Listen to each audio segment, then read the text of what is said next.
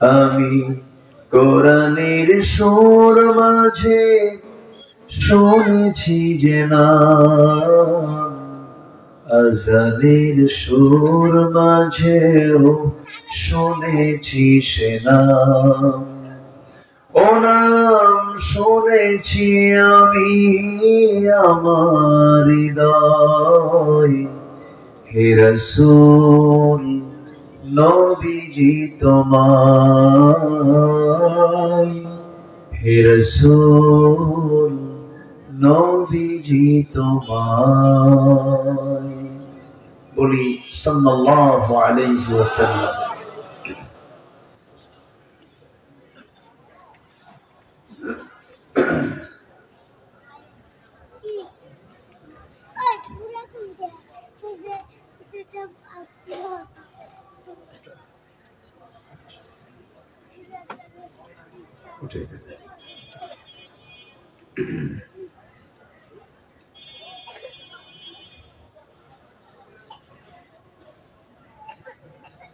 মৌচাক হাফেজ জাহাঙ্গীর আলম দাখিল মাদ্রাসা মাহফিল ইন্তেজামী কমিটি কর্তৃক আয়োজিত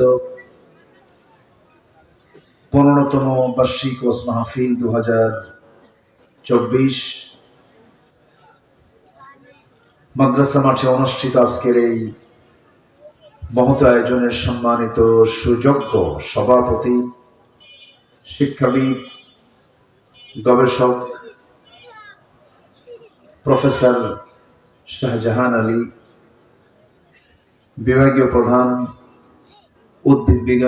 উদ্ভিদ বিজ্ঞান বিভাগ, সরকারি সাআদত কলেজ টাঙ্গাইল। আজকের মাহফিলের বরেণ্য অতিথিবৃন্দ, বিশেষ করে আজকের প্রোগ্রামের বরেণ্য প্রধান অতিথি কাজী সৈয়দুল আলম বাবুল সাহেব, আজকের এই মহৎ আয়োজনের সম্মানিত আলোচক, সম্মানিত মুফাসসির হাফিজ মাওলানা আবুল বাশার মোহাম্মদ নুরুন নবী, উপস্থিত হাজারাত উলামায়ে কেরাম, ফদলায়ে ইজাম, সুশীল সমাজ, জাতির শ্রেষ্ঠ সন্তান শিক্ষক মন্ডলী, জাতির বিবেক সাংবাদিক বৃন্দ, সামনে উপস্থিত দূরে কাছের বিভিন্ন স্থান থেকে ছুটে আসা কালেমার ঝান্ডাবাহী, তাওহীদের পতাকাবাহী, দ্বীন ইসলামের নরসারদুল বীর মুজাহিদ, প্রাণ প্রিয় সম্মানিত দ্বীনী ভাইরা, আড়ালে বসে আছেন শ্রদ্ধেয়া সম্মানিতা মা বোনেরা। আলোচনার সূচনায় আনুষ্ঠানিকতার মধ্য দিয়ে আমার পক্ষ থেকে আবারও দিল খোলা সালাম, আসসালামু আলাইকুম ওয়া রাহমাতুল্লাহি ওয়া বারাকাতুহু।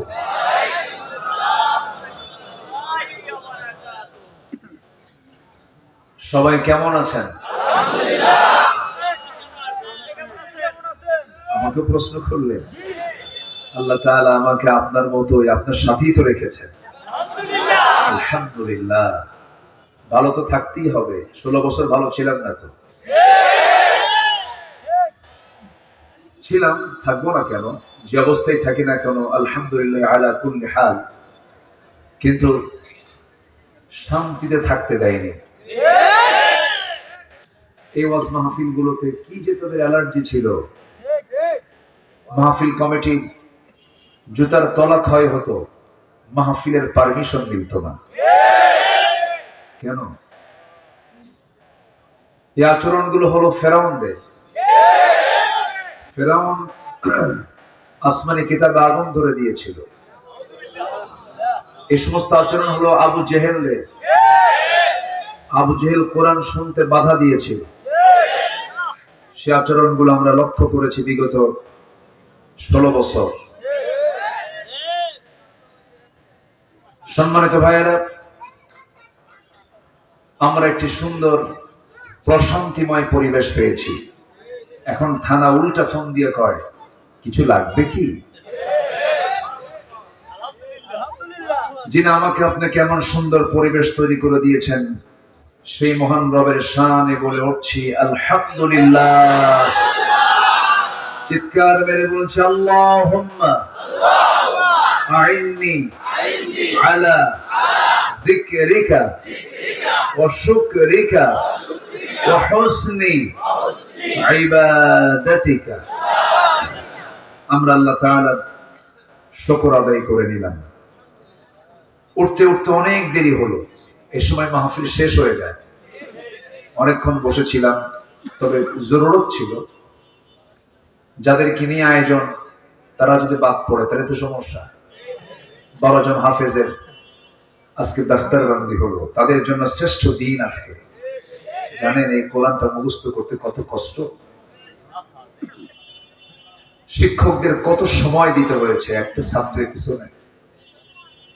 আজকে তাদের সেই একটি চূড়ান্ত সময়, কি যে তৃপ্তি পাচ্ছে হাফেজরা। আপনারা লক্ষ্য করেছেন কিনা, এক হাফেজের পিতার চোখের পানি পড়েছে, কিন্তু লক্ষ্য করেছেন?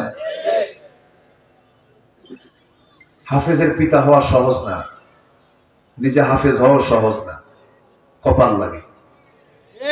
লা তুহাররিক বিহি লিসানাকা লিতাআজালা বিহি। প্রাথমিক সময়ে আমার নবীর কাছে যখন কোরআন নাযিল হতে থাকে, আমার নবী শুধু ছটফট করে, শুধু মুখটা নড়ান, মুখ আওড়ান, মুখস্থ করবো কেমনে, মুখস্থ করবো কেমনে। আল্লাহ বলছেন, হে রাসূল, আপনি এত জিহ্বা নড়ান কেন, এত মুখ আওড়ান কেন? আমি আপনার সিনার মধ্যে 30 পারা কোরআন জমা করে দেব। তাহলে হাফেজ যারা হয় তারা কি মুখস্থ করেন? আল্লাহ জমা করে দেন, জমা করে দেন। হাফেজদের অনেক দাম। প্রেসেন্ট ওয়ার্ল্ডে একজন প্রেসিডেন্ট আছেন, তিনি একজন হাফেজ, রেসেপ তাইয়েব এরদোয়ান। ছিলেন মিশরের একজন প্রেসিডেন্ট শহীদ ডক্টর মোরসি, তিনি একজন হাফেজ কোরআন ছিলেন। যারা হাফেজ হতে পারে তারা পৃথিবীর সব শিক্ষাই শিখতে পারে। যার 30 পারা কোরআনই মুখস্থ আছে, তারা পৃথিবীর কিছু লাগে নাকি? মিলায় নিতে হয়। কিন্তু আমাদের দেশে শিক্ষার পদ্ধতিতে কিছু প্রবলেম থাকার কারণে অনেকেই ঝরে পড়ে যায়, অনেকেই তার মূল কাঙ্ক্ষিত লক্ষ্যে পৌঁছতে পারে না। সম্মানিত ভাইয়েরা, সবাই দোয়া করবেন আগে এই 12টা ছেলে যারা দাস্তারবন্দি হলো, মৃত্যু যেন তাদের সিনার ভিতরে 30 পারা কোরআন তারা ধারণ করে রাখতে পারে। জোরে বলি আল্লাহুম্মা আমিন। সম্মানিত ভাইয়েরা, আমি যতক্ষণ আছি ততক্ষণ কি আপনি থাকবেন? সময় দেবেন? রাজি আছেন? আল্লাহ কবুল করুন। জোরে বলি আল্লাহুম্মা আমিন। সম্মানিত ভাইয়েরা, আমি খুব বেশি সময় নেব না। আমি নাতি দীর্ঘ খুব বেশি সময় নিয়ে আমি কথা বলবো, নাতি দীর্ঘ কথাই বলবো আমি ইনশাআল্লাহ। আজ থেকে কয়েক মাস আগে এমন পরিবেশ ছিল না, এবং কেউ ভাবেও নাই এমন পরিবেশ আজকে তৈরি হবে। এটা একমাত্র জানেন কে? বুঝেন কে? দেখেন কে? শোনেন কে? মুরব্বীরা প্রায় বলতো, না মরা পর্যন্ত উপায় নাই। কি শোনেন? প্রায় বলতো।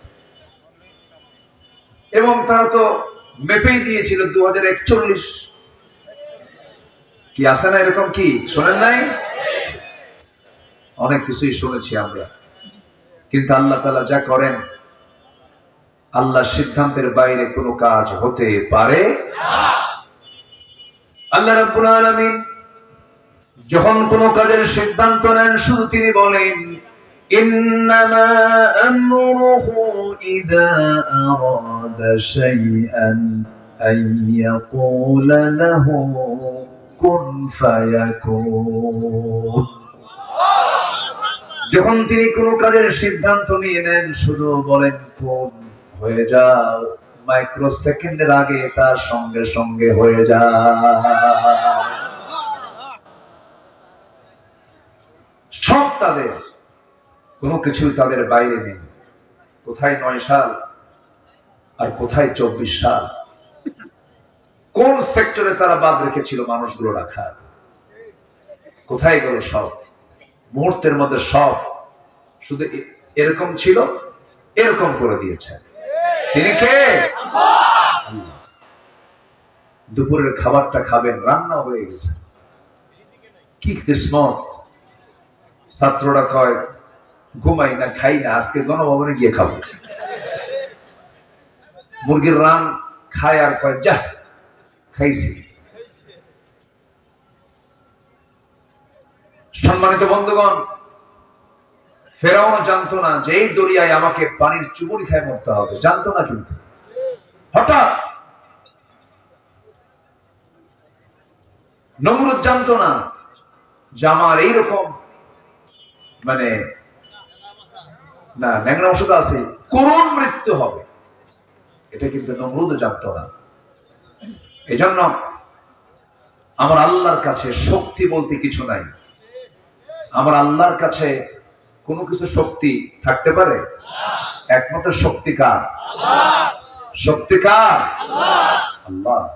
আল্লাহই সব পারেন, আল্লাহই সব করেন। এখন বিষয় হলো আমরা পরিবেশটা পেয়েছি, এই পরিবেশকে কাজে লাগানোর দরকার আছে না নাই? আসতে বলবেন না, আছে না নাই? তিনটা কাজ যখন সমাজে চালু থাকবে, সেই সমাজটা গজবের উপযুক্ত হবে। কয়টা কাজ? তিনটা কাজ। এটাকে কাজ বলা যাবে না, এটাকে অপকর্ম বলতে হবে। 1 নাম্বার, সুদ থাকবে যেখানে, যে সমাজে, যে রাষ্ট্রে, গজব আসবে। জেনা যে সমাজে থাকবে, গজব আসবে। মদের বোতল যেখানে থাকবে, গজব আসবে। আমরা একটা পরিবর্তন এনেছি ঠিক, কিন্তু এই তিনটা জিনিসের উপস্থিতি এখনো আছে না নাই? আসতে বলবেন না, আছে না নাই? এগুলো কি এমনি এমনি যাবে? কোরআন কি এগুলো চায়? কোরআন কি সুদ চায়? কোরআন কি মদ চায়? কোরআন কি জেনা চায়? কোরআন তো এগুলো কিছুই চায় না। এগুলো আমাদের সমাজে আছে না নাই? আমরা কই, আমরা কি পাইছি? অনেক কিছুই বাদ আছে। বিবেকটাকে নিরপেক্ষ রেখে নিজেকে একদম মানে পরিচ্ছন্নতার প্ল্যাটফর্মে থেকে একটু ভেবে চিন্তা আমাকে আপনাকে চলতে হবে। আমি ছিলাম কোথায়, আছি কোথায়, আবার যাব কোথায়, কেনই বা এসেছি, কে আমাকে পাঠিয়েছেন, কোথায় যাব, আমার শেষ প্রত্যাবর্তন স্থল কোথায়, এগুলোর ব্যাপারে আমাদের চিন্তা করার দরকার আছে না নাই? আছে। চিন্তা করতে হবে। আল্লাহ পাক আমাদের চিন্তা করার যোগ্যতা দিয়েছেন।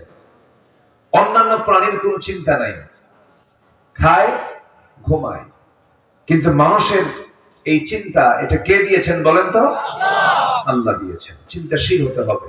মানুষ হলো চিন্তাশীল একটি প্রাণী, মানুষ চিন্তা করবে। সম্মানিত ভাইয়েরা, আমি সেখান থেকে কথা বলতে চাই যেখান থেকে আমি আয়াতকে সামনে রেখে কথা বলার সিদ্ধান্ত নিয়েছি। গোটা পৃথিবীর ভিতরে একটা জাতি হলো সবচেয়ে শ্রেষ্ঠ জাতি, তার নাম হলো মুসলমান। তার নাম কি বলুন তো? মুসলমান। পৃথিবীর প্রথম মানুষটাও কি ছিলেন? আসতে পান কেন? আরো জোরে, আরো জোরে। তাহলে এর মাঝে আবার এতগুলো আসলো কেন? ইহুদি আসলো, খ্রিস্টান আসলো, পাশের দেশে এদের তো দেবতাই হলো 32 কোটি। দেবতা কত? 32 কোটি দেবতা। কত? একটা দুইটা না। পৃথিবীতে হিংসুক জাতি, পৃথিবীতে একটা জাতি আছে যেটা প্রচন্ড হিংসুটে এবং উচ্ছৃঙ্খল, সেটাই হচ্ছে আমাদের প্রতিবেশী।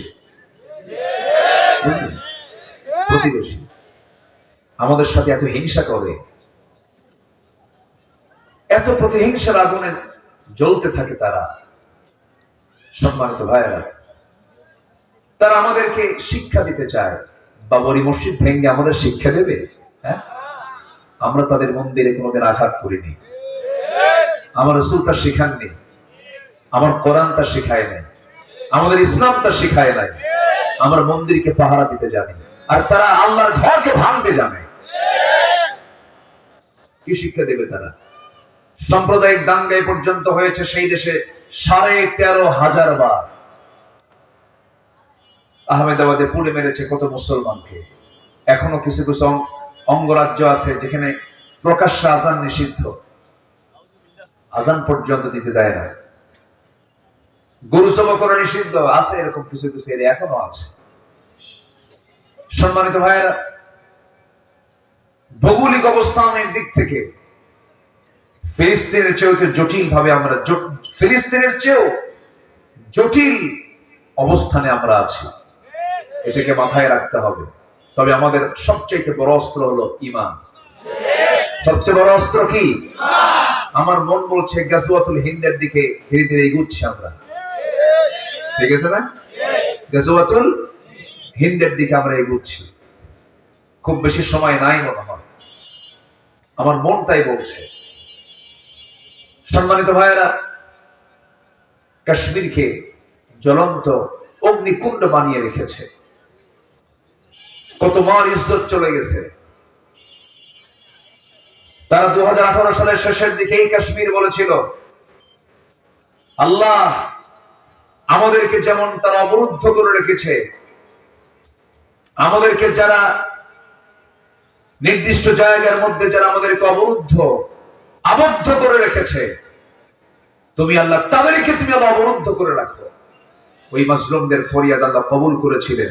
গোটা পৃথিবীবাসী কোভিড-19 অবরুদ্ধ হয়েছিল, মাজলুম কিন্তু এটা বিশাল একটা, মানে এমন একটা বান্দা, মাজলুমরা যা বলে আল্লাহ তাই কবুল করে।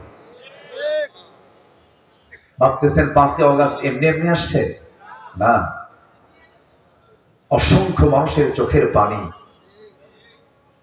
বুক ফাটা আর্তনাদ, অসংখ্য আলেমের জেলখানার ভিতরে সারা রাত সেজদার ভিতরে দিয়ে চোখের পানিগুলো যায় নামাজ ভিজে গেছে, চোখের পানি দিয়ে আল্লাহর কাছে তারা প্রার্থনা করেছে। আল্লামা সাইদির মতো মানুষকে কেমনে 13টা বছর রেখেছিল তারা। নিকটবর্তী বাংলাদেশের ইতিহাসে এমন ইতিহাস কোনদিন রচিত হয়নি, সামনে হবে কিনা জানি না। শুধু ফাঁসির রায় হয়েছিল, শতাধিক মুসলমান রাজপথে জীবন দিয়েছে। জানেন না আপনারা? এই সমস্ত জীবনের, এই সমস্ত রক্তের অবশ্যই প্রতিদান কে দিবেন? দেননি কিছু দিয়েছে। সম্মানিত ভাইয়েরা, প্রতি 4 জন আমরা একজন মুসলমান, 180 কোটি মুসলমান। ধনীর তালিকায় 1 নম্বর সহ শীর্ষ 10টি দেশের অন্যতম 4-5টা দেশই হলো মুসলিম দেশ। এত কিছু মুসলমানদের পক্ষে থাকার পরেও সম্পদ, সংখ্যা, মানব সম্পদ এত কিছু থাকার পরেও মুসলমান মার খাচ্ছে কেন জানেন? আমার কাছে দুটো সংকট মনে হয়েছে। নাম্বার 1 হলো মুসলমান আজকে ইসলাম থেকে, কোরআন থেকে অনেক দূরে চলে গেছে। আরেকটা কারণ হচ্ছে মুসলমানদের যে ভ্রাতৃত্বের সংকট, ভ্রাতৃত্বের যেটা ঐতিহ্য ছিল, সেই ভ্রাতৃত্বের ঐতিহ্য থেকে, সেই ভ্রাতৃত্ব থেকে আজকে মুসলমান অনেক দূরে চলে গেছে। এখন গোটা পৃথিবীতে মুসলমান সবচেয়ে বড় ক্রাইসিসে ভুগছে, হলো ভ্রাতৃত্বের সংকটে ভুগছে। সম্মানিত ভাইরা, আমরা আজকের এই মাহফিলে এসেছি, সবাই তো মুসলমান, কিন্তু মুসলমানের যে চরিত্র থাকা উচিত সেই চরিত্রকে আমরা অর্জন করতে পেরেছি? আজকে জাতি কি মিথ্যা কথা বলে? মিথ্যা কথা বলে? বিড়ি খায়? হাই রে, বিড়ি খায়। 53টা বাজেট পাস হলো এই 53 বছরে। প্রত্যেকটা বাজেটে অর্থমন্ত্রী বিড়ির দাম বাড়াইছে, কিন্তু যারা বিড়ি খায় তারা কয় বাড়ি বেঁচে হলেও খাবো।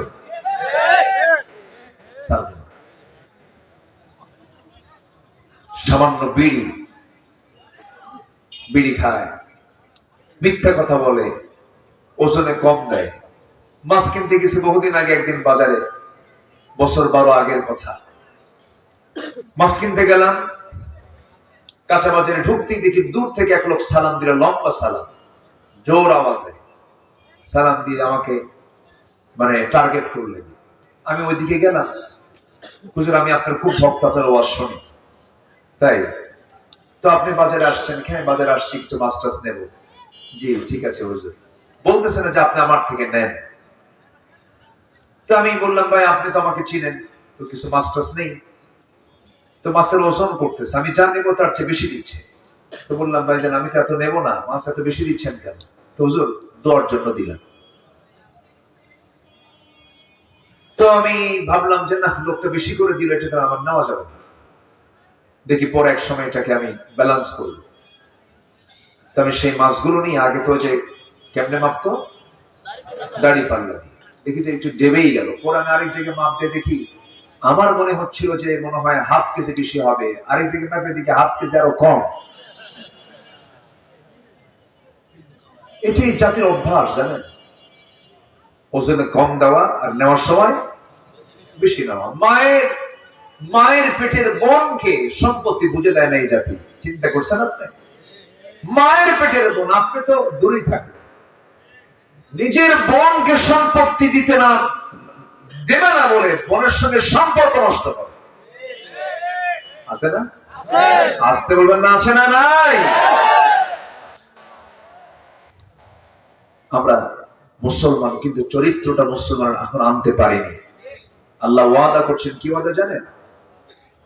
আল্লাহ রাব্বুল আলামিন বলেন, ওয়া'আদাল্লাহুল্লাযীনা আমানু মিনকুম ওয়া'আমিলুস সালিহাতি লায়াস্তাখলিফান্নাহুম ফিল আরদ। আল্লাহ ওয়াদা করছেন, তোমরা যদি ঈমান আনতে পারো এবং নেক আমল ভালোভাবে করতে পারো, আমি আল্লাহ নিজে তোমাদের হাতে ক্ষমতা দিয়ে দেব, খেলাফতি দিয়ে দেব। কার কথা? কার কথা? আল্লাহর কথা। শর্ত হলো ভালো ঈমান আনতে হবে এবং নেক আমল করতে হবে। আমার কথা কি কষ্ট হচ্ছে নাকি আপনাদের? আসলে তো আমাদের হয় কি জানেন, মাহফিলে লেখা থাকে আমাদের পোস্টারে প্রধান বক্তা, কিন্তু মাহফিলে এসে হয়ে যায় শেষ বক্তা। বুঝলেন? উপায় নেই, সব আনুষ্ঠানিকতা শেষ করে আমাদের উঠায় দেয়। সব চাপ, যখন নিম্ন চাপ, ঊর্ধ্ব চাপ, বিড়ি খাওয়া চাপ, সব চাপের মধ্যে আমি পড়ে যাই মহাচাপ। যাই হোক, একটু সময় আমি চেয়ে নিচ্ছি, দয়া করে কেউ উঠবেন না। আমি দেখলাম একজন লোক মনে উঠলেন, কেউ উঠবেন না। আর সেকেন্ড জন আমি আর দেখতে চাই না, কেউ উঠে গেছেন। সবাই বসুন, এটা ইবাদতের জায়গা। কিসের জায়গা এখন বলেন তো? ইবাদতের জায়গা। আমি আজকে এমন একটা সাবজেক্ট দিতে চাচ্ছি, যে সাবজেক্টটা যদি কোনো বান্দা ফলো করে, বান্দা মরে যাওয়ার সঙ্গে সঙ্গে জান্নাতের গন্ধ পাবে। যেটা বলি ইনশাআল্লাহ। আমরা কি জান্নাত চাই না? আমরা ছিলাম কোথায় বলেন তো? মনে আছে? কই মনে আছে? জান্নাতে ছিলেন, মনে আছে? কই? হ্যাঁ, না না না, ঠিক আছে, আমরা জান্নাতের বাসিন্দা, এটা ঠিক আছে, 100% ঠিক। আমাদের বাপের ভিটা হলো জান্নাত। বাপের ভিটা কোথায়? জান্নাত। বাপের ভিটা জান্নাত, এটা 16 আনা সত্য, কোনো সন্দেহ নাই। প্রথম আমার বাপ জান্নাতে ছিলেন, বললেন আল্লাহ একা ভাল লাগে না, একটা পার্টনার দিয়ে দাও। পার্টনার কে? বলেন কে? আল্লাহ। পার্টনার হলো, দুজন মিলে থাকলেন, কিন্তু ইবলিস যায় আর ডিস্টার্ব করলো। কে? দুনিয়াতে ডিস্টার্ব করে না তো? আমার আপনারা ডিস্টার্ব করে? করে করে। মৌচাকে কি শয়তান আসে? হ্যাঁ, মৌচাকে শয়তান কি আসা যাওয়া করে? একজন কিছু 24 ঘন্টায়। ইবলিস ভয়ঙ্কর, শুধু মৌচাক চেনে না, সে জান্নাতও চেনে। চিন্তা করা যায়, দুজন গিয়ে জান্নাতে থাকলেন, আল্লাহ জান্নাতে রাখলেন। ফাযাল্লাহুমা শাইতান, শয়তান দুজনকে পদস্খলন ঘটায় দিল। ফাযাল্লাহুমা, তাদেরকে পদস্খলন ঘটায় দিল। ফাওয়াসওয়াসা লাহুমা, দুজনকে ওয়াসওয়াসা দিল। শয়তান যদি জান্নাতে গিয়ে আমার আব্বা আম্মাকে যদি ওয়াসওয়াসা দিতে পারে, মৌচাক চেনে না, আসতে বলে চেনে না। শয়তান যে আসে তার কিছু লক্ষণ হলো, ফজরের সময় যদি উঠতে মন না চায় তাহলে ভাবতে হবে ওরে বুড়া শয়তান ধরছে। কি শয়তান ধরছে? কোন বুড়া শয়তান। শয়তান যখন, বান্দা যখন ঘুমিয়ে পড়ে, ঘুম পাড়ার দিয়ে শয়তান তিনটা গিট মেরে দেয়। হাদিস এসেছে, শয়তান বলে আলাইকা লাইলুন তাবিল, তোর জন্য রাতটা অনেক লম্বা, ঘুমা। তোমার জন্য রাতটা অনেক লম্বা, ঘুমাতে থাকো। এই বয়ান করতে থাকে, এই ওয়াজ করতে করতে বান্দাকে গভীর ঘুমের মধ্যে নিয়ে যায়। এরপরে এই শয়তানের এই তিনটা গেটকে যদি কেউ ছুটাতে চায়, এই তিনটা গেট ছুটাতে হলে বান্দা যদি সেই সময় আজান শোনার সঙ্গে সঙ্গে যদি বিছানা থেকে যদি তার পিঠটাকে সরায় নিয়ে যদি বসে যায়, সেই সময় একটা গিট ছুটে গেল। বান্দা যখন ওযু বানালো, 2 নাম্বার গিট ছুটে গেল। বান্দা যখন ওযু বানায়া নামাজে দাঁড়ায় গেল, শয়তানের গেটে দেওয়া 3টা গিট সঙ্গে সঙ্গে ছুটে গেল। সারাটা দিন শয়তান তার ধারে পাশে আর আসার সাহস পায় না। জোরে বলে সুবহানাল্লাহ। ফজর কি পড়বো তাহলে? ফজর কি পড়া যায়? কিন্তু এই জাতি ঘুমায় রাত 3টার দিকে। কি যে ট্র্যাডিশন চালু হলো, ফেসবুক তো মোবাইল তো আছেই মাশাআল্লাহ। মোবাইল এটা যে কত মানে এসেনশিয়াল এখন হয়ে গেছে। সেই দিন এক যুবক মোবাইল হারায় কয়, আমার হুজুর আমি তো বিধবা হয়ে গেছি। কথা কি বুঝতেছেন? কি আসক্তি, প্রচন্ড আসক্তি এটা। হাজার সংসার ভেঙ্গেছে এই মোবাইল। কার বউ খেয়ে নিয়ে যায়। পরশুদিন এক মাহফিল আমাকে বলে, হুজুর আজকে আপনার পরশুদিন আলোচনার মূল সাবজেক্ট হচ্ছে পরকিয়া। আমি বললাম পরকিয়া কিসের? হুজুর এই এলাকায় খালি পরকিয়া, আপনি তো পরকিয়া নিয়ে কথা বলবেন। এটা কি মহামারী আকার ধারণ করেনি আমার দেশে? বলেন তো, এটা কি আগে ছিল? এটা আগে এটা ছিল?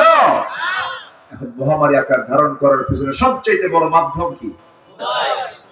দূরত্ব যতই হোক কাছে থাকুন। ঠিক আছে না? দূরত্ব যতই হোক কাছে থাকুন। যুবকরা, তোমরা একটি নতুন পরিবর্তন এনেছ। এই পরিবর্তন যদি অব্যাহত রাখতে চাও, তোমার থাকতে হবে উন্নত চরিত্র। ওই গার্লস স্কুলের সামনে যে ইতিমের মতো বসে দেখা যাবে, আকাম কুকাম করার সময় না। এগুলোর সময় লস প্রজেক্ট, এগুলো পড়াশোনা হবে না। তো সময় নষ্ট করো না, চরিত্রকে সুন্দর করো। নোংরামি করো না, অসৎ নেতৃত্বের পিছনে দৌড়ায় না। যে নেতা তোমার হাতে মদের বোতল তুলে দেবে, যে নেতা তোমার হাতে অস্ত্র তুলে দেবে, যে নেতা তোমাকে নামাজের কথা বলবে না, যে নেতা তোমাকে আখিরাতের কথা স্মরণ করে দেবে না, ওই সমস্ত নেতৃত্বের মুখে আমরা জুতা মারি, থুতু মারি।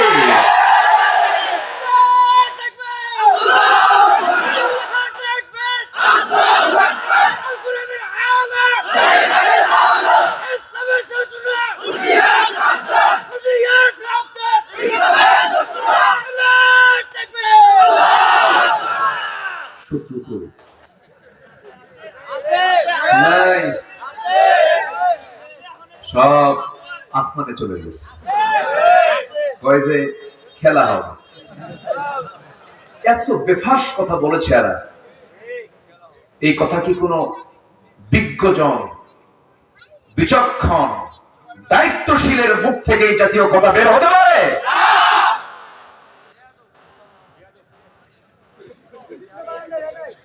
আশ্চর্য কথা।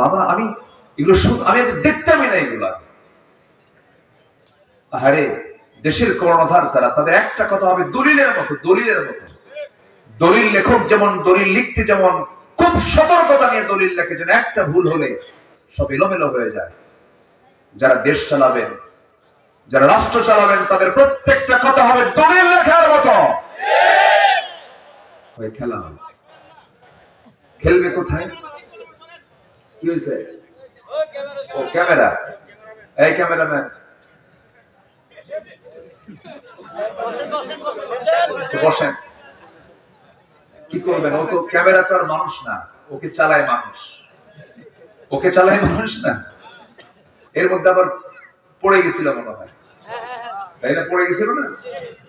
এক বুড়ো চাচা যেতে নিয়ে দেখে নাই, নারী পুলিশের প্যাঁচ লেগে পড়ে গেছে 100 বছর। হ্যাঁ, পড়ে গেছে। ক্যামেরা তো দরকার, আমাদের ইসলামের জন্য তো ক্যামেরা নাই। আমার দেশের হুজুররা ফতুয়া দিয়ে আমাদেরকে পিছাই দিছে বহুদিন, ভাই ছবি তোলা জায়েজ নাই, ক্যামেরা জায়েজ নাই, এটা হারাম, ওটা হারাম। ওদের কিতাবের নামই কিতাবুল হারাম।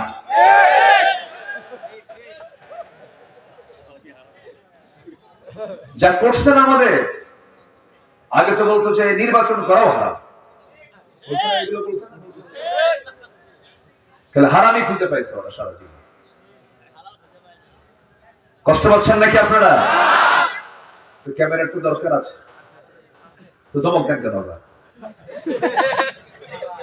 একটু উঠবে, বসবে, ওরা দেখবে না? দেখে সুযোগ দেন। আপনি শুনতেছেন হাজার হাজার, ওরা শোনা দেবে কোটি কোটি মানুষকে। সবই তো ঠিক তো কিছুই না। তাহলে ইমানদারের জবান হবে কি? দুই রকম না এক রকম? দলিল লেখার মতো না, কোনো ভুল হওয়া যাবে না। তুমি খেলা হবে বলে এখন কোথায় যা আছেন আল্লাহ। সম্মানিত বন্ধুগণ, কম কথা বলেনি আমাদের। আমার জন্ম যুদ্ধের অনেক পরে। 2013 সালে আমি রাজশাহীর বাগমারায় মাহফিলে যাব। ওসি সাহেব বলে, হুজুর আপনি আসতে পারবেন না। কেন? আপনি রাজাকার। তো বললাম, আমার জন্মই তো যুদ্ধের বহু পরে। আমার মানে যুদ্ধের বছর 71 সালে তো আমার মায়ের বিয়ে হয় না। রাজাকার। আজকে সেই রাজাকার শব্দটা আজকে ব্র্যান্ড রূপ নিয়েছে। বেশি বললে তিতা লাগে, তিতা লাগে, এত বেশি বলা লাগে না। কি ঠিক কিনা? কি কি জানে বললো ছেলেরা? কি জানে স্লোগান দিল না রাজাকার নিয়ে? কি স্লোগান দিল? আমি কে তুমি কে, রাজাকার রাজাকার। চিন্তা করুন, এই কথাটাই জিকির আজগার হয়ে গেল। এই জন্য চেয়েছিলাম অধিকার, হয়ে গেলাম রাজাকার। এই জন্য অহংকার দেখাতে নেই। ছেলেরা বলেছিল, যোগ্য ন্যায্য দাবি করেছিল, মেধার মূল্যায়ন করুন, কোটা প্রথা বাতিল করুন, উপযুক্ত কথা। আপনারা কেন মূল্যায়ন করলেন না? উল্টা বলে ফেললো, রাজাকারের নাতিপুতিরা কি চাকরি পাবে? এটা কি বিনয়ের কথা না অহংকারের কথা? নামায় দিয়েছে, ঠিক কিনা?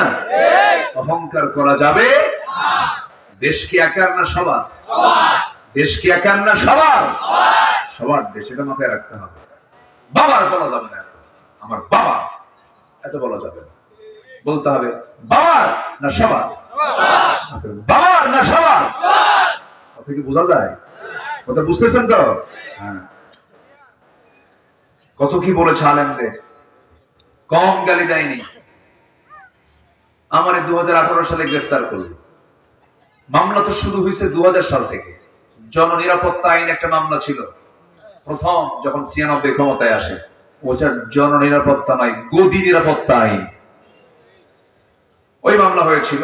আবার এই গভর্নমেন্টের আমলে এসে মামলা হবে না কেন? ফকিরেরও মামলা হয়েছে। তো মামলা দিয়ে আমারে থানায় নিল। ওসি সাহেব আমার দিকে কান্দে, বলে আপনি কান্দেন কেন? হুজুর আমি আপনার খুব ভক্ত, ওয়াজ শুনি, আপনাকে কেমনে ধরে আনলাম। ধরে আনলেন কেন?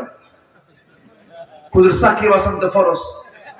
তো বললাম, আমি বললাম ইমান বাঁচান তো নফল।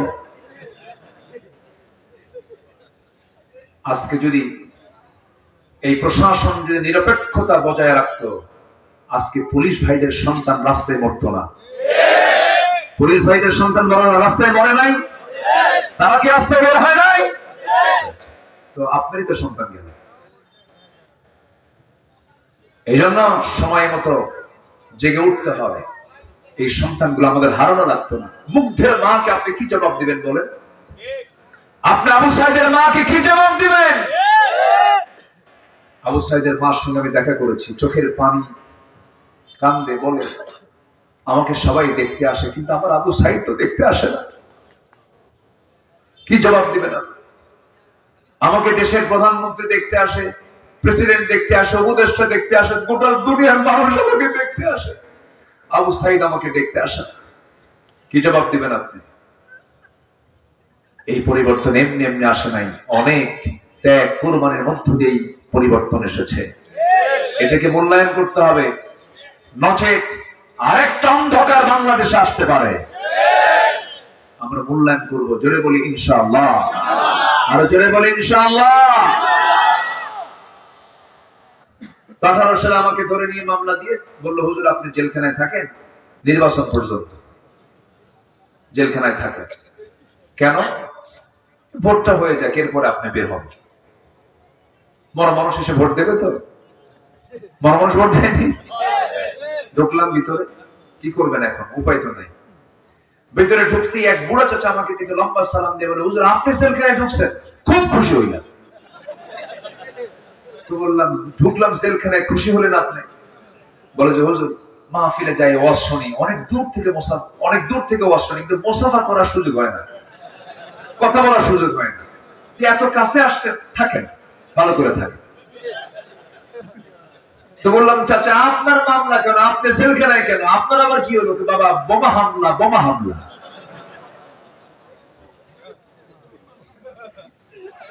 কথা কি ক্লিয়ার? কথা কি বোঝা যায়? আমরা পরিবর্তন চেয়েছি, পরিবর্তন পেয়েছি, আরো সুন্দর করে পরিবর্তন করব আমরা। জোরে বলি ইনশাআল্লাহ। এর জন্য দরকার কি? অসৎ চরিত্র না উন্নত চরিত্র? উন্নত চরিত্র হতে পারে কি দিয়া? বলেন কি দিয়া? আমার নবীর ইন্তেকাল হয়ে গেল, একজন এসে প্রশ্ন করছেন, কাইফা কানা খুলুক রাসূলিল্লাহ, আমার নবীর চরিত্র কেমন ছিল?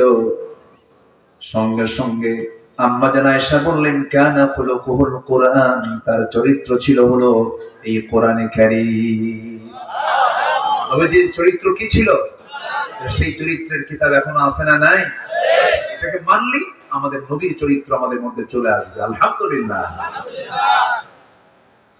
আমার বন্ধুরা, আল্লাহ রাব্বুল আলামিন তার শানে বলেছেন, লাকাদ কানা লাকুম ফি রাসূলিল্লাহি উসওয়াতুন হাসানাহ লিমান কানা ইয়ারজুল্লাহা ওয়াল ইয়াওমাল আখির ওয়া যাকারাল্লাহা কাসীরা। তোমাদের জন্য উত্তম আদর্শের বাস্তব নমুনা কেউ নয়, তিনি হচ্ছেন জনাবে মুহাম্মদুর রাসূলুল্লাহ সাল্লাল্লাহু আলাইহি সাল্লাম। তিনি হচ্ছেন তোমাদের জন্য বাস্তব মডেল। তুমি কি চাও? তার জীবন থেকে সব পেয়ে যাবে। আমার নবীজি ছোট্ট ছোট্ট বাচ্চার সামনে যখন চলে যেতেন, শিশু প্রিয় হয়ে যেতেন। বুড়োদের সামনে দাঁড়াতেন, বুড়ো হয়ে যেতেন। বউদের সামনে দাঁড়াতেন, স্বামী হয়ে যেতেন। সন্তানদের সামনে দাঁড়াতেন, বাবা হয়ে যেতেন।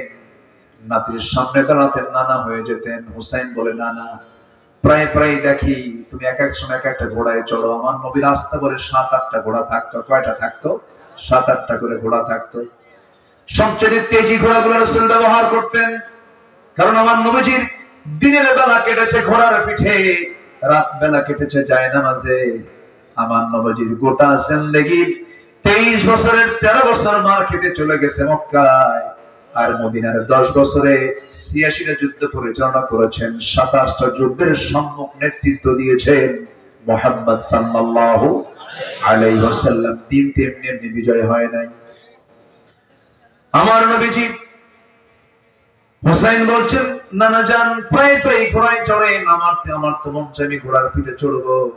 রাসূল বলেন, তোমার তো পা বড় হয় না, তুমি ঘোড়ার পিঠে চড়বা কেন? তোমার পাটা বড় হোক। এবার হুসাইন বলছে, না না, তোমার পিঠে আমি চড়বো। তোমার পিঠ আমার ঘোড়া। আমার নবীজি সামনে হাতটা আগায় দিলেন, ঘোড়ার মতো করে থাকলেন, লাফ মেরে হুসাইন নবীর পিঠে বসে বলছে, পিছনে থাপ্পড় মেরে বলে, ঘোড়া যা ঘোড়া যা। আমার নবীজি গোটা ঘর ঘুরে বেড়ায় নাতিকে খুশি করে দিতে। বিশ্বনবী বিশ্বমানের চরিত্র। স্ত্রী হক আদায় করেছেন। উহুদ যুদ্ধের দিন কণ্টকীর্ণ যুদ্ধ, দামামা চলছে চতুর্দিকে। আমার নবীজি রাত্রেবেলা তাবুতে এসে বলছে, আয়েশা চলো, তোমাকে টাইম দিতে পারছি না, যুদ্ধের এই প্রচন্ড ব্যস্ততা, চলো না আমরা একটু দৌড়ের পাল্লা দিই। সুবহানাল্লাহ বলবেন না? ইসলামে প্রেম আছে না নাই? দেখি বিয়ের আগে না বিয়ের পরে? আর এখন প্রেম হয় কখন? বিয়ের আগে প্রেম হয় শেষ, বিয়ের পরে আর প্রেম হয় না, খালি কিলে কিলে হয়।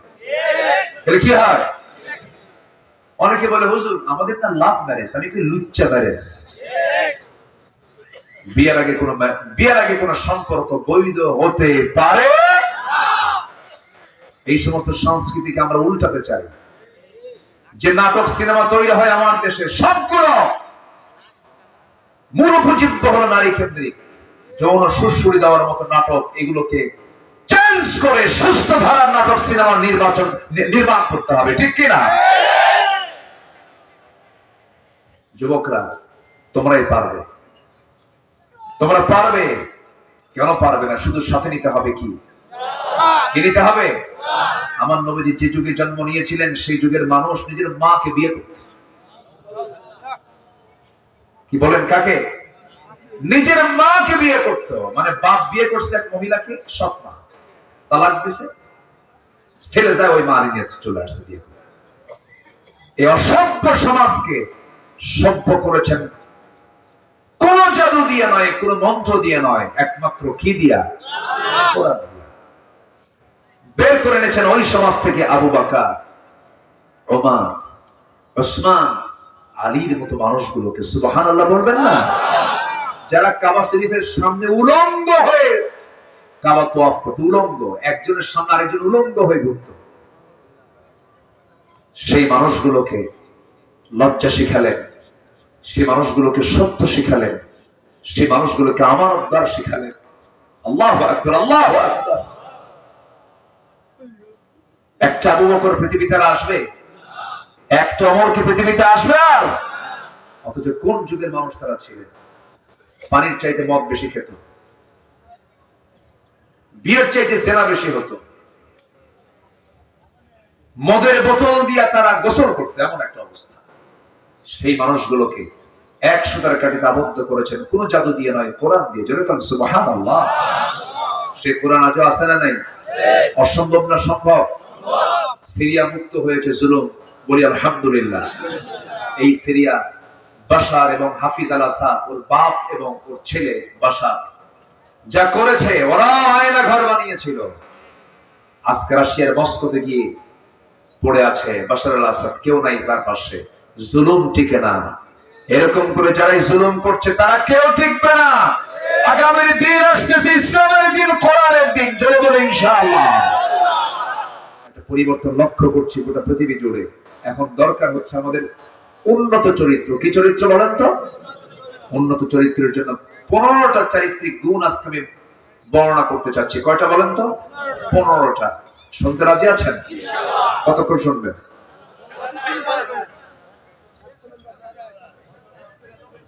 সৌদি সব কি কয়? সারা রাত থাকবেন? সবাই থাকবেন? আচ্ছা থাকবেন, আমি চলে যাব। কারণ আপনার তো এক রাত, আমার তো সব রাত। আমার কালকেও প্রোগ্রাম, পরশুদিনের প্রোগ্রাম আছে। একটু একটু করে সব জায়গায় বলতে হবে তো। আমি খুবই আনন্দিত, আমি এর আগে আরো 2 বার এসেছি এখানে। খুব বরকতি এলাকা। আমার ভাইজান তার জীবনটাকে উৎসর্গ করেছেন মাদ্রাসার জন্য, আলহামদুলিল্লাহ। আসতে নিয়ে শুনলাম বেতন কত দেয়, যে যা দেয় তাই নেয়। এত নরম মানুষ, যে যা দেয় তাই নেয়। ইংলিশ মিডিয়ামে পড়ে, যা চায় প্রতিষ্ঠান তাই দেয়, কোন আপত্তি করে না। মাদ্রাসায় আসলেই সব ফকির হয়। কি যে একটা নেগেটিভ চিন্তা, বুঝলেন? ইংলিশ মিডিয়ামে পড়ে, উত্তরায় পড়ে, মাসিক বেতন হলো 40,000 টাকা, 30,000 টাকা, কোন নো প্রবলেম। ইংলিশ, কোনো সমস্যা নাই। কিন্তু ব্রিটিশ কারিকুলামে পড়ছে, ব্রিটিশ। আমরা গালি দিলে কি করি? ব্রিটিশ করি না? ওই ব্রিটিশ শেখে মাসে 40,000 50,000 টাকা দিয়া, আর মাদ্রাসায় আসলে বল এত বেতন। আছে না নাই? এই কৃপণতা থেকে বের হয়ে আসতে হবে। সন্তানকে আলেম বানাবেন, টাকা খরচ করবেন সন্তানের পেছনে, সম্পদ খরচ করবেন সম্পদের শিক্ষার জন্য, সন্তানের শিক্ষার জন্য সম্পদ যা লাগবে ব্যয় করবেন, সন্তানকে সম্পদ বানায় ছাড়বেন। আসতে কম কেন? আমার বুঝে আসে না জানেন, ইংলিশ পড়ায় প্রাইভেট, বেতন পায় 8,000 10,000, তাও মাসিক মানে সপ্তাহে 2 দিন যায়। আবার শুধু চা দিলে হবে না, কফি দিতে হবে, আবার কিছু কি বলে ফলমূল দিতে হবে। আর হুজুর যাবেন কোরআন পড়াতে সপ্তাহে 3 দিন আর 7 দিন, মাসে 30 দিন। 3 মাসে কোরআন হাতে নিল। এখন ছাত্রী বাপ বলে হুজুর কোরআন হাতে নিচ্ছে আমার সন্তান, কত বরকত আমার। হুজুর দোয়ার অনুষ্ঠান হবে, 3 মাস একটানা পড়েছে, 1 পয়সা বেতন দেয়।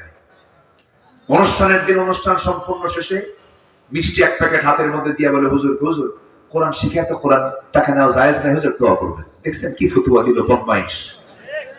আছে না নাই? আছে না নাই? এগুলো প্রতারণা, এগুলো করা যাবে না। কোরআনের মূল্য কেউ দিতে পারবে না, কিন্তু অবশ্যই সম্মান করার দরকার আছে না নাই? সব শিক্ষার মধ্যে বেশি সম্মান করা উচিত কিসের শিক্ষায়? যা খরচ করবেন তাও সওয়াব। রাগ করলেন নাকি আপনারা? কথা কি রাগ করলেন? আমি এই দিকটা আসতে নিয়ে শুনছি সব। শোনার পরে আমি একটা চিন্তা করছি যে আমি মাহফিল এটা একটু অ্যাপ্লাই করব। কেন খরচ করবেন না আপনি?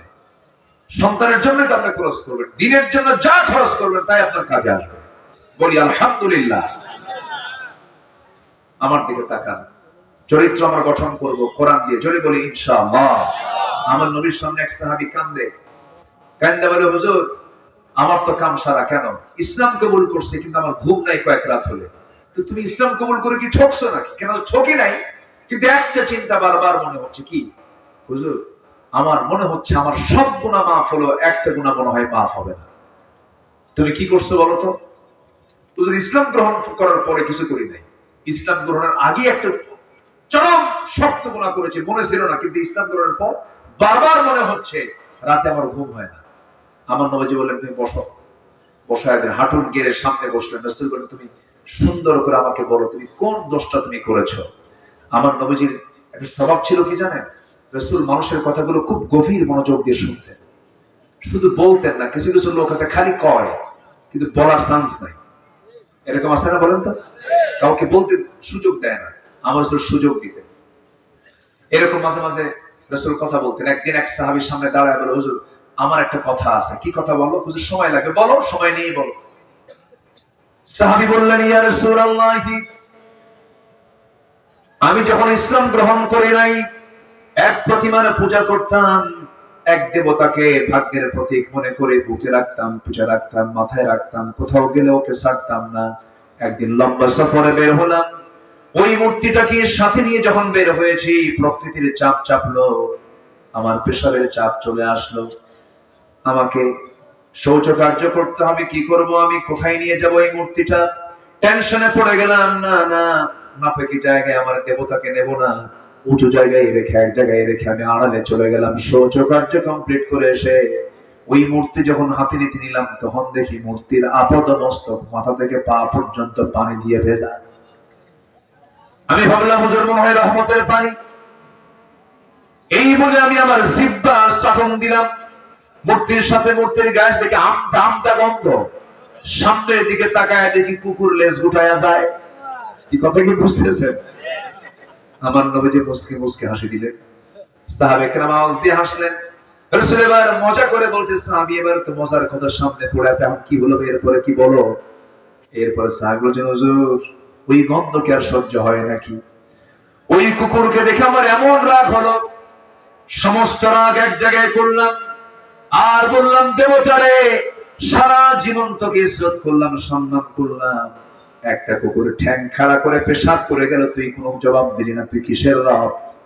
এক আসার মারলাম, এক আসারে ভেঙ্গে চুরমার করে সে আপনার সামনে দাঁড়িয়ে এমন রবের সন্ধান পেয়েছে, তিনি হচ্ছেন আকাশের মালিক, জমিনের মালিক, মহান রব্বুল আলামিন। জোরে বলি সুবহানাল্লাহ। আমার নবীজি বলছেন, সাহাবী তোমার কি হয়েছে বলো। হুজুর ঘুম নাই কয়েক রাত হলে। কেন, কি হয়েছে? হুজুর নিজের হাতে মেয়েকে খুন করেছিলাম, বলেছিলাম কিন্তু ইসলাম কবুল করার পরে আমার মনে হয়েছে আবার, আমার মনে হয় এই গুনাহটা আল্লাহ পাক আমাকে মাফ করবেন না। তুমি কেমনে মানলা বলো তো? হুজুর বইয়ের পেটে সন্তান 6 মাস, বললাম যাও বাবার বাড়ি থেকে আসো, সন্তান ডেলিভারি হয়ে যাবে ওই বাড়িতেই, ছেলে হলে নিয়ে আসবা, মেয়ে হলে জীবন্ত পুঁতে হত্যা করবে, আমাকে বলার দরকারই নেই। আমার বউটা বলে নাই হুজুর, মেয়ের সন্তান হয়েছিল আমার অজান্তে অন্য বাড়িতে, ধীরে ধীরে বড় করে 6 বছরে যখন পূর্ণ হলো, হঠাৎ আমার চোখের সামনে ধরা পড়ে গেছে। আমার মতো চোখ, আমার মতো কথা, আমার মতো হাঁটা, আমার মতো হাত পা, সবকিছু চট করে ধরে আমার স্ত্রীর সামনে হাজির করলাম। স্ত্রী হাত পা কাঁপতেছে আর বলতেছে, স্বামী আমার এর পাইলেন কই, এটা কে বলো ভালো করে। স্ত্রী বলে, আমার স্বামী এই তথ্য কেমন করে গোপন করবে, এই সন্তান তো আমাদের। হুজুর আমার প্রচন্ড রাগ হলো, এমন রাগ হলো আমার, কিন্তু রাগটা প্রকাশ করতে দিলাম না, ঠান্ডা মাথায় খুনি বনে গেলাম। সঙ্গে সঙ্গে মেয়েটাকে অভিনয় করে কোলের মধ্যে তুলে নিয়ে চুমুক দিলাম, আদর করলাম। মেয়েটাকে বললাম, মা রে আমি তোমাকে দারুণ ভালোবাসি। মেয়েটা তার উল্টা মাকে বলে, মা তুমি বড় ঠকাইছো আমারে, আমার বাপ তো খুব ভালো মানুষ, আগের থেকে পরিচয় করে দিলেই ভালোবাসা পেতাম আমি। কিন্তু মেয়েটা জানে না আমি কেমন পাষাণ পিতা। সন্তানকে আমি হাতের মধ্যে নিয়ে পরের দিন নানির বাড়িতে নিয়ে যাবো বলে তার সঙ্গে কথা বলে তাকে নেওয়া শুরু করলাম। রাস্তায় চলতে নিয়ে হঠাৎ করে সামনে একটা জঙ্গল পেয়েছি, জঙ্গলের দিকে রওনা করলাম। মেয়েটা বলছে, বাবাজি আমি তোমার সঙ্গে এই দিক দিয়ে নানির বাড়ি গিয়েছি, তুমি এই দিকে যাও কেন? কোনো কথা বললাম না। জঙ্গল পার হয়ে গর্ত খনন শুরু করে দিলাম কোদাল দিয়া। ঠিক দুপুরবেলা ওই কোদাল মারতেছি, ওই মাটিগুলো এসে আমার দাড়ির ভিতরে ঢুকে যায়। আমার ছোট্ট মেয়েটা আস্তে করে এসে তার 5টা আঙ্গুল ঢুকায়া দিয়া সেই মাটিগুলো আমার দাড়ি থেকে সরাইয়া দেয়। আমি যখন কোদাল মারতেছিলাম ঘামতেছি, আমার ঘামগুলো গামছা দিয়ে আমার সেই মেয়েটা মুছে মুছে দিয়ে বলে, বাবা নানির বাড়ি কখন যাবা? কিচ্ছু বললাম না। গর্ত খনন যখন শেষ হয়ে গেল হুজুর, আমার মেয়েটাকে মুচকি হাসি মেরে অভিনয় করে বললাম, মা দেখো তো গর্ত খনন কেমন হয়েছে। আমার মেয়েটা আস্তে করে সরল মনে ওই গর্তের দিকে উকি মেরে যখন দেখতে নিল, দেখতে নিয়ে যখন উকি মেরেছে আমি পিছন দিকে চলে আসলাম, এমন জোরে এক ধাক্কা মারলাম, এক ধাক্কায় গর্তের মধ্যে পড়ে গেছে। চিত হয়ে 2টা হাত এক জায়গায় করে বলে, বাবা বুঝতে পেরেছি এই দুনিয়াতে আমার মেয়ে হয়ে জন্ম হওয়ার দোষ হয়ে গেছে। আমার মা বলেছিল, আমার মা আমাকে বারবার সতর্ক করেছিল, বাবা আমি কি কারণে তোমার সঙ্গে আসলাম, আজকে আমি জানি তুমি আজকে আমাকে মেরেই ফেলবা, কিন্তু একটাবার তোমার কাছে করজোড়ে মিনতি জানাই, বাবা প্রয়োজনে ভিক্ষা করে খাবো, কিন্তু একটাবার আমাকে বাঁচায় দাও, এই চেহারা তোমাকে আমৃত্যু কোনোদিন তোমার সামনে আর দেখাবো না। এতবার রয় করলো হুজুর, দিল কাঁদলো না, দিল নরম হলো না। জাহালাতের কারণে, পরিবেশের কারণে, সমাজের কারণে হাতের মধ্যে পাথর নিলাম, এত জোরে তার কলিজা বরাবর আঘাত করলাম, এক আঘাতে ফিনকি দিয়ে রক্ত পড়া শুরু হয়ে গেল।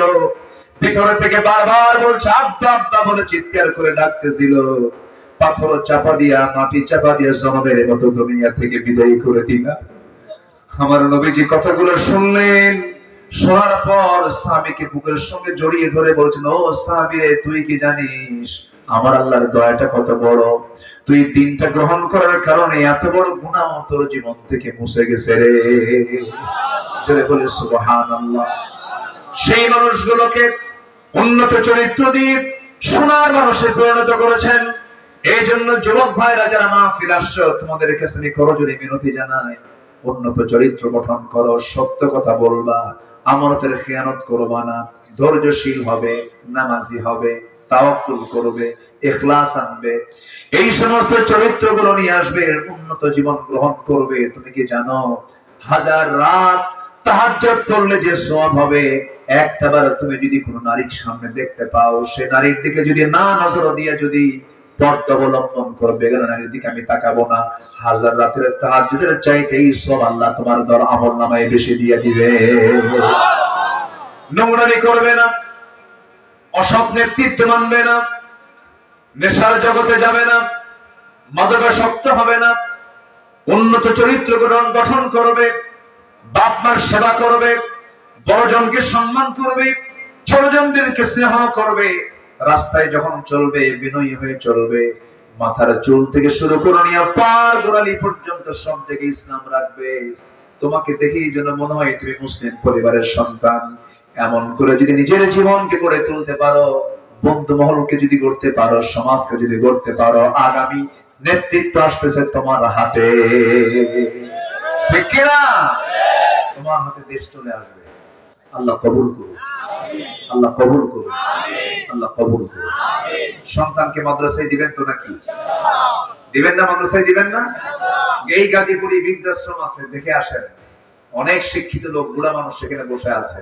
ওদের ছেলেরা ডাক্তার, ইঞ্জিনিয়ার, জজ, ব্যারিস্টার। আল্লাহর কসম করে বলি, একটা আলেমের বাবাকে আপনি বৃদ্ধাশ্রমে পাবেন না। সন্তানকে চরিত্র শিখান, মাদ্রাসায় দেন চোখ বন্ধ করে। আমি চ্যালেঞ্জ দিচ্ছি, কলেজ পড়ুয়া ছাত্র যত বেকার আছে, মাদ্রাসা পড়ুয়া ছাত্র কোনো বেকার নাই। কি ঠিক আছে না? আমার জরিপ করা হয়ে আছে, আমি জরিপ করেছি, দেখেছি। পড়া সমস্যা কি? আপনার সন্তান এখানে পড়লে আর একটা বেনিফিট আছে, আমার স্যার বলেছেন, এখানে পড়লে সে কলেজে যেতে পারবে, সে ডাক্তার হবে। কিন্তু কি ডাক্তার হবে? এখান থেকে হাফেজ হবে, সে হাফেজ ডাক্তার হবে, সে হাফেজ ইঞ্জিনিয়ার হবে, হাফেজ জজ হবে, হাফেজ ডিসি হবে। সে চোর ডিসি হবে না, ডাকাত ইঞ্জিনিয়ার হবে না। কথা ক্লিয়ার? আসেন দোয়া করে দিই। কি আলোচনা চালাবো? কারো কোনো আপত্তি নাই তো? বলি আলহামদুলিল্লাহ।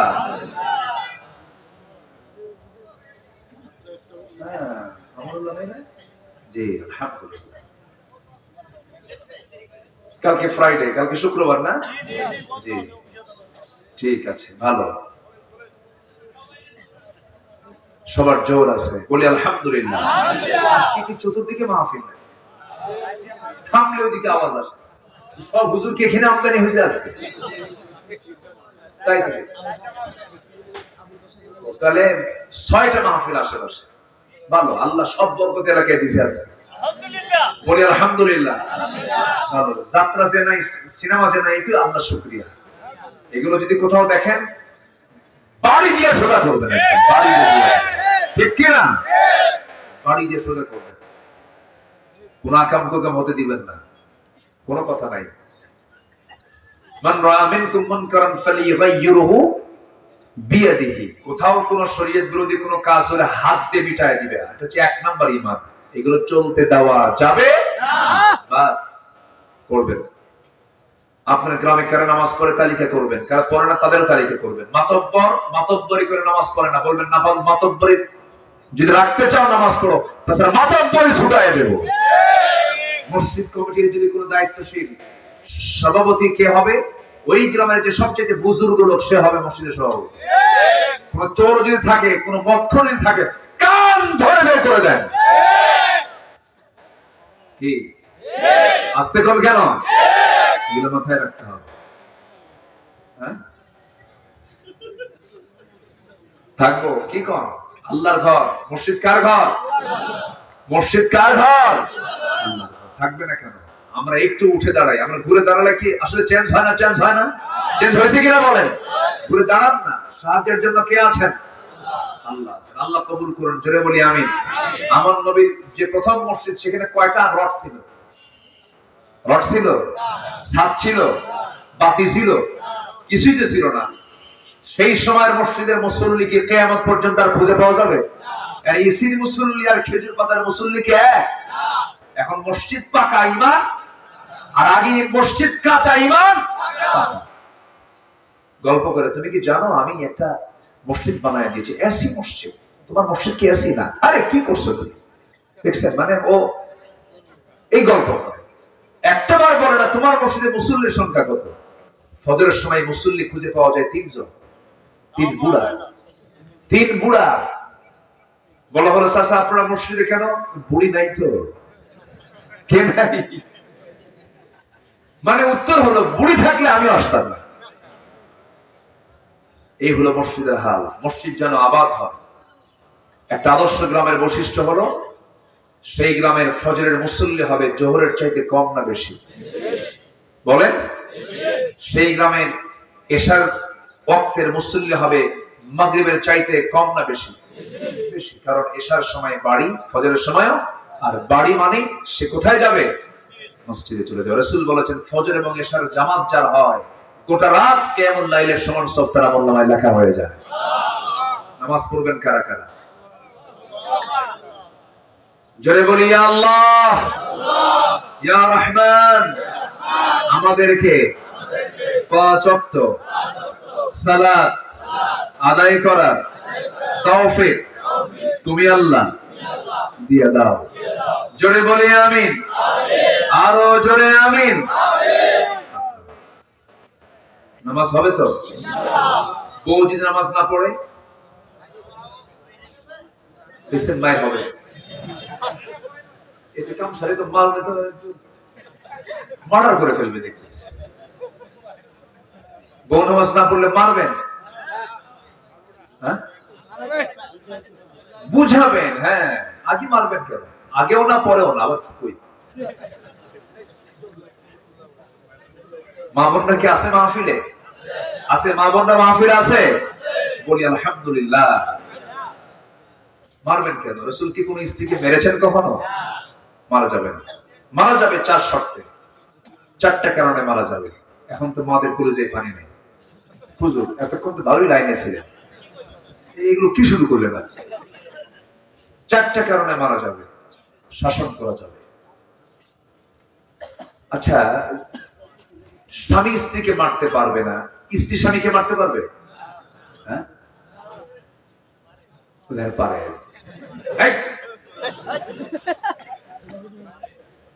ও মারে। আচ্ছা উল্টে গেছে এখন। জি ওঠেকে ধরেন তো, যে ওঠেকে ধরেন তো, বসে আছেন তো কিছু বসে। আমি কিন্তু একটু মজা করে বললাম, আবার এটা যেন কোর্ট না হয়, এটা রূপক ভাবে বলেছি। অনেকের তো হাজত থাকবে, প্রয়োজন হবে। রাত হয়েছে না? জি বউকে মারা যাবে না। রাসূল কোন স্ত্রীকে মারেন নাই। 4টা কারণে আপনি শাসন করতে পারেন। নাম্বার 1 হলো যদি নামাজ না পড়ে। নাম্বার 2 হলো যদি রোজা না রাখে। নাম্বার 3 হলো যদি পর্দায় না থাকে। নাম্বার 4 হলো সতীত্বের যদি হেফাজত না করে, স্বামীর কথা যদি না মানে। 4টা কারণে মারা যাবে। শাসন করা যাবে, কিন্তু মারার শর্ত হলো লাঠি দিয়ে মারা যাবে না। পকেটে যেই মিসওয়াক দিয়ে আপনি মিসওয়াক করেন, সেই মিসওয়াকের লম্বা হতে হবে 9 ইঞ্চি মিসওয়াক। এই মিসওয়াক দিয়ে আপনি বড় জোরে মিসওয়াক দিয়ে আপনি তাকে মারতে পারেন। যদি কোনো স্বামী তার বউকে কারোর সামনে মিসওয়াক দিয়ে মারতে নেয়, ওই দৃশ্য দেখলে ওই লোকগুলো রাগ করবে না হাসবে? এই তো মায়ের কলিজায় কেবল পানি আসছে। হুজুর ধন্যবাদ আপনাকে।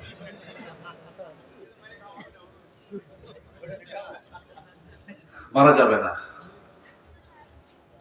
আমার নবীজি কোন স্ত্রীকে মেরেছেন এমন কোন রেকর্ড আপনি একটাও দেখাতে পারবেন না। মাঝে মাঝে একটু রাগ করতেন, চোখ রাঙাতেন, একটু অভিমান করতেন, রাসূল একটু নড়াতেন মুখ। একদিন আম্মা জান আয়েশা আরেক স্ত্রীর সামনে বললেন, হুজুর আপনার অমুক স্ত্রী একটু খাটো। আমার নবীজি একটু চেহারা রক্তিমাকার ধারণ হলো, একটু লাল চেহারার হয়ে বললেন, ও আমার লাকাদ কুলতি, তুমি যে কথাটা বলেছো এই কথা যদি, তোমার এই কথা যদি 7 সমুদ্রের পানিতে যদি ফেলে দেওয়া হতো, 7 সমুদ্রের পানির রং বিবর্ণ হয়ে যেত শুধু খাটো বলার কারণে।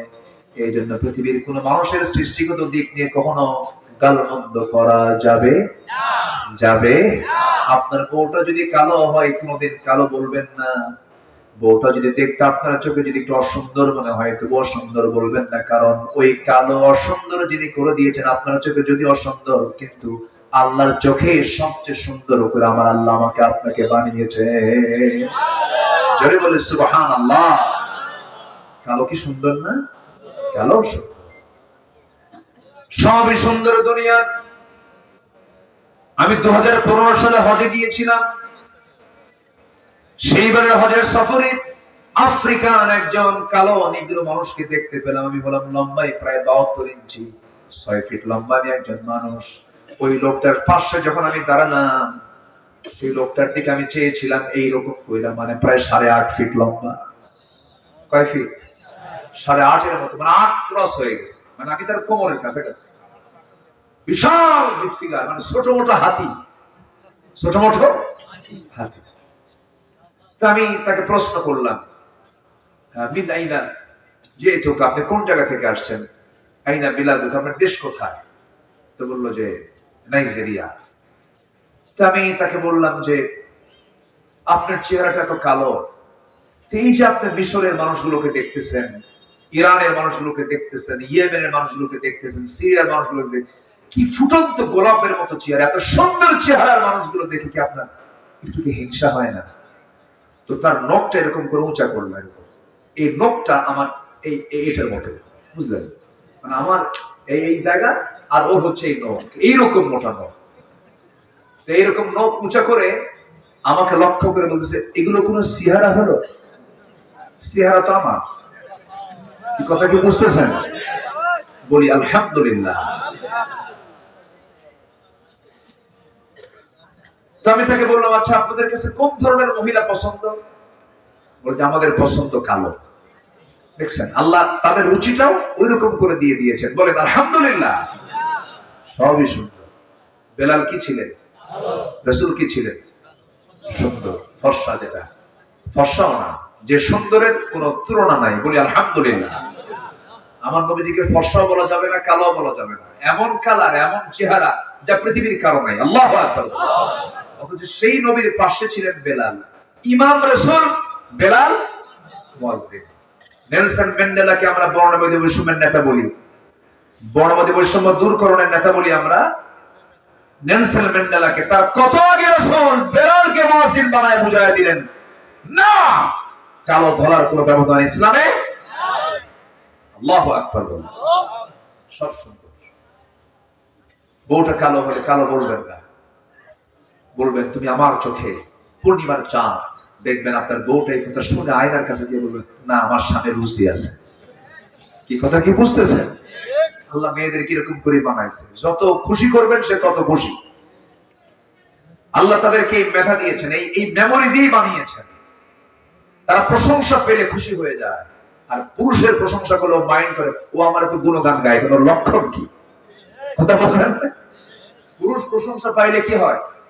সন্দেহ করে। আর নারী প্রশংসা পাইলে খুশি হয়ে যায়। আল্লাহ তাআলা এরকম করে বানিয়ে দিয়েছেন।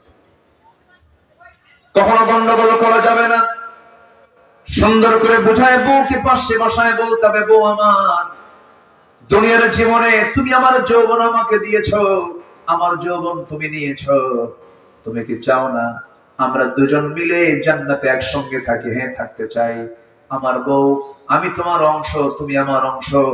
আজকে থেকে নামাজটা ধরো, আমরা জান্নাতে একসঙ্গে থাকবো। নামাজ শুরু হয়ে যাবে।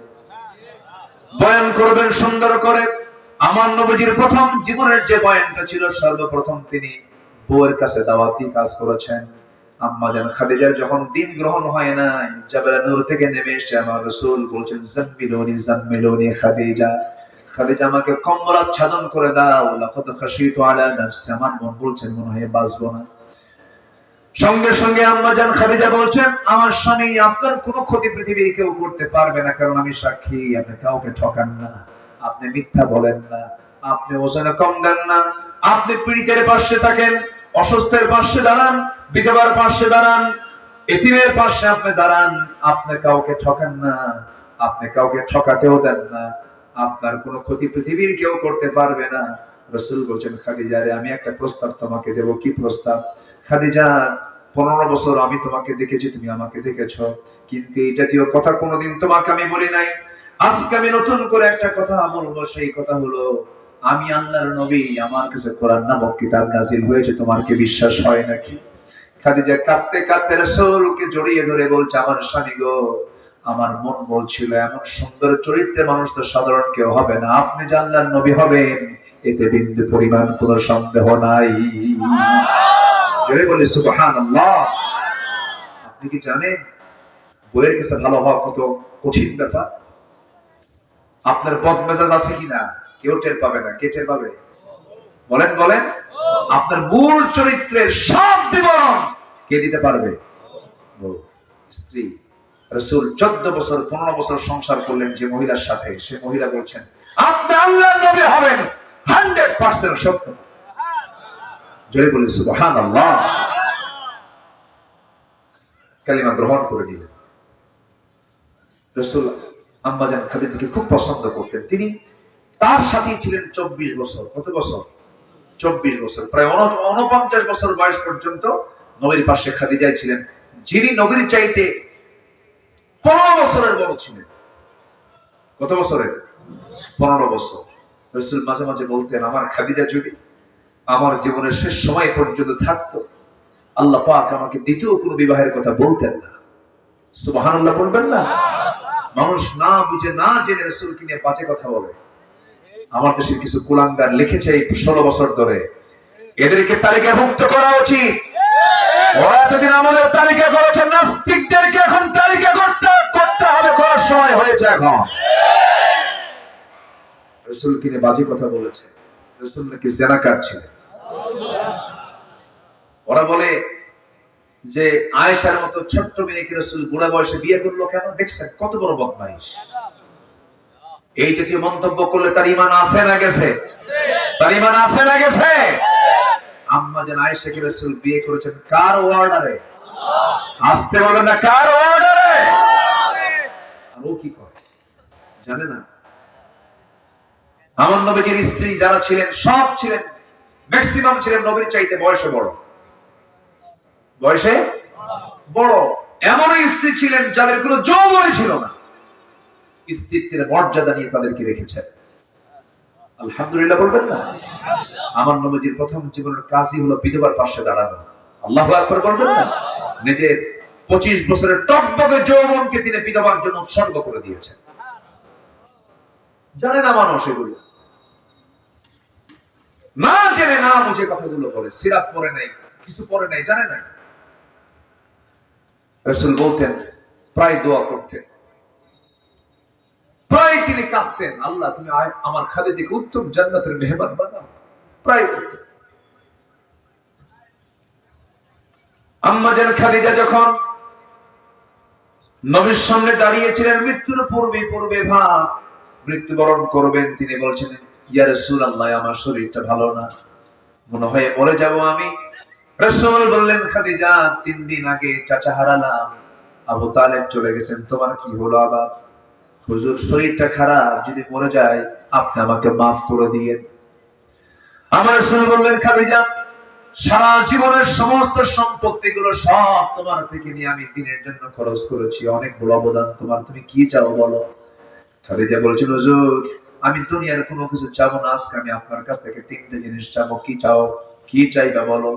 বলছেন, হুজুর যখন মরে যাব আমার লাশটা আপনার পিঠে ধারণ করে আপনি কবরের দিকে নিয়ে যাবেন। আর কি বলো? হুজুর কবরের বাড়িতে আপনি নামবে, আমার চেহারা আপনি কিবলামুখী করে দিবেন, আমার যে আমল এই আমল নিয়ে আমি বুঝি 3টা প্রশ্নের জবাব দিতে পারবো না। 3টা প্রশ্ন করার জন্য যখন ফেরেশতা চলে আসবে আপনি আমার হয়ে 3টা প্রশ্নের জবাব আপনি দিয়ে দিবে। যে খাদিজাকে সালাম দেন কে? আসতে বলবেন না কে? সেই খাদিজার কত ভয় কবরে। আর আজকের মাদের মধ্যে কবরের কোনো ভয়ই নাই। রাস্তায় হাঁটে কি? হ্যাঁ, তাদের চলাচল করার ঢংটা কি? রাস্তায় যখন হাঁটে মানে ঈমান বিধ্বংসী কামান যেন যাচ্ছে, ঠিক কি না? ঈমান বিধ্বংসী কামানের মতো চলাচল। আল্লাহ তুমি মাদেরকে হেফাজত করো, মাদেরকে পর্দায় থাকার তৌফিক দাও। জোরে বলি আল্লাহুম্মা আমিন। মা আপনার পোশাক হবে শালীনপূর্ণ, বোরকা পরে আপনি হাঁটবেন, শালীনপূর্ণ পোশাক পরে হাঁটবেন। আপনার সম্মান, আপনার মর্যাদা ঢেকে থাকার ভিতরে উলঙ্গ হওয়ার মধ্যে আপনার সম্মান মর্যাদা কোনোদিন টিকে থাকতে পারে না। আপনাকে টিকে রাখতে হবে। আপনার যৌবন শুধু স্বামীর জন্য আপনি উৎসর্গ করতে পারবেন, নচেত অন্য কারোর জন্য হতে পারে না। আল্লাহ কবুল করুন, জোরে বলি আমিন। সম্মানিত ভাইয়েরা, 15টা চারিত্রিক গুণ নিয়ে আমি কথা বলতে চেয়েছিলাম, কিন্তু বলেছি শুধু মিলাই দেবো আমি। 1 নম্বর হলো সত্য কথা বলবো। কি কথা বলবো? নাম্বার 2 হলো আমানত রক্ষা করবো, জোরে বলি ইনশাআল্লাহ। নাম্বার 3 হলো ধৈর্যশীল হব। কি হব? নাম্বার 4 হলো তাওয়াক্কুল করব কার উপরে? নাম্বার 5 হলো ইখলাস, অর্থাৎ একনিষ্ঠ হব, যা করব কার জন্য? নাম্বার 6 হলো আদালত, অর্থাৎ ন্যায়পরায়ণতার মধ্য দিয়ে আমরা চলবো, জোরে বলি ইনশাআল্লাহ। নাম্বার 7 হলো তওবা করব কার কাছে? নাম্বার 8 হলো সহানুভূতি দেখাবো। কি দেখাবো? সহানুভূতি। নাম্বার 9 হলো নম্রতা, তাওয়াদু, বিনয়ী হব আমরা, জোরে বলি ইনশাআল্লাহ। কথার মধ্যে কোনো উগ্রতা থাকবে না, কথার মধ্যে কোনো বেয়াদবি থাকবে না, জোরে বলি ইনশাআল্লাহ। নাম্বার 10 হলো কৃতজ্ঞতা, শুকর আদায় করা। বাপ মা, মা তুমি অনেক খেদমত করেছো, আমার অনেক কিছু করেছো, মা খুশি হয়ে যাবে। এরকম করে বড় ভাই তুমি অনেক অবদান রেখেছো আমার জন্য। ছোটজনকে, ছোট কাউকে, বাবা তুমি আমার অনেক উপকার এসেছে জীবনে, এই যে শুকরিয়া। খুশি হন কে? আল্লাহ। নাম্বার 11 হলো সুজা, সাহসিকতা দেখাতে হবে। ইমানদার ভীরু হয় না সাহসী হয়? ইমানদার পিছে যায় না সামনে যায়? সামনে যায়। নাম্বার 12 সৎ কাজের আদেশ দেব, অসৎ কাজের বাধা দেব। নাম্বার 13 বিশ্বাসযোগ্যতা, সিকা। নাম্বার 14 নিষ্ঠাবান হওয়া। নাম্বার 15 হলো সহনশীল আমরা হব, হিলম, সহনশীলতা যেন আমাদের মধ্যে কাজ করে। এই গুণগুলো আমরা অর্জন করব, জোরে বলি ইনশাআল্লাহ। আসুন, অনেক রাত হয়েছে, আমরা কোনো ক্রমেই বেশি রাত করে আমাদের ফজর নামাজের অবস্থানকে আমরা ঝুঁকিপূর্ণ করব না। আসুন আমরা দোয়ার দিকে যাব। আমরা চাইবো কার কাছে? সবাই বসে পড়ুন, সবাই বলে সুবহানাকা আল্লাহুম্মা ওয়া বিহামদিকা